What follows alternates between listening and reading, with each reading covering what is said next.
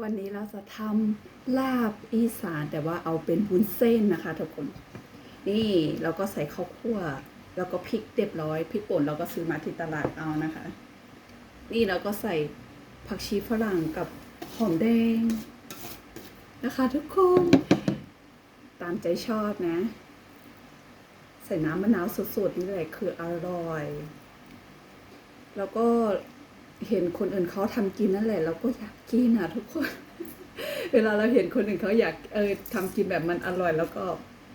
ต้องมาทำตามแบบนี้ค่ะน้ำปลาใส่เยอะๆเลยจะได้เค็ม